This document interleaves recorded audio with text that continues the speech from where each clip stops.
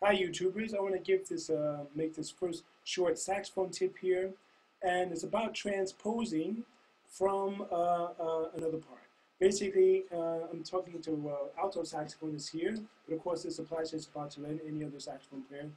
Um, First of all, you should really learn how to transpose from the key of C. If you're going to read a chart that's in C, or if you're reading a lead sheet or something out of the real book, you may be on a gig somewhere, you're playing a party, playing another type of function, or maybe in the studio, and then you don't have an alto part for you.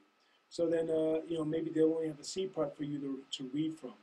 It's really, now, first of all, to all you guys out there, guys and gals who have a real book or any other type of fake book, that you have it in B flat or E flat, do yourself a favor, scrap the book, get one in C, and learn how to do this, because this is an invaluable skill that I realize fewer and fewer musicians have the ability to be able to do this, the transpose on site, transposing on the fly. Now, the first of all, I'd say the one that get to start practicing this is, okay, if you know that for an alto saxophonist, to read from C, you have to transpose either a major 6 upwards or a minor 3rd below the melody. Now this all depends on the range of the melody itself that you have to read from. Then you'll have to decide where you want to go, if you have to do it upwards or you have to do it downwards.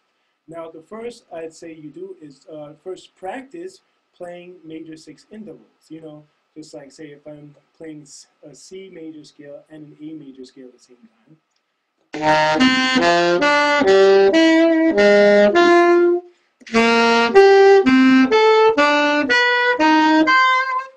And then just something first simple as that, or just doing chromatically. And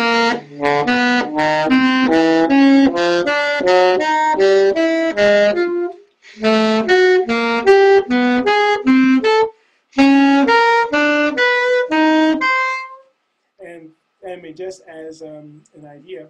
And on top of that, you'll have to get into the habit of recognizing certain melodic patterns. Now, which means, basically if you're playing a diatonic melody, and then looking at that and realizing just to transpose it, for alto, well, that I'm doing the minor 3rd there, but you also, same thing would be the major 6 above in the same way. Now, doing this practice will train your eye to see the interval on the page as you're reading the C melody. You have to train your eyes to be able to see the interval and play that note above what you're seeing. And then also recognizing certain melodic patterns. This is important because not everything you're going to play is going to stay within one key, especially if you're transposing from a jazz or pop chart or something like that. Guaranteed, not everything is going to stay within the key. So then you have to learn how to recognize the intervals, learn how to recognize certain melodic patterns, to see if it's a major type of pattern or if it's a minor type of pattern or if it's an arpeggio or anything like that. You have to train your eyes in order to do this. Same thing you'll have to do if you are having to read from a tenor saxophone part or a trumpet part or even a clarinet part. I mean, I've been on big band rehearsals or gigs where I'll get called to sit in, and then there'll be a chart played and there's a clarinet part, which I wasn't maybe told that there was a clarinet part, and I'd have to play the clarinet part and I'd have to transpose it on the fly, which there I have to transpose a perfect 5th upwards for clarinet, or a perfect 4th downwards for a tenor voice, or something like for tenor saxophone voice.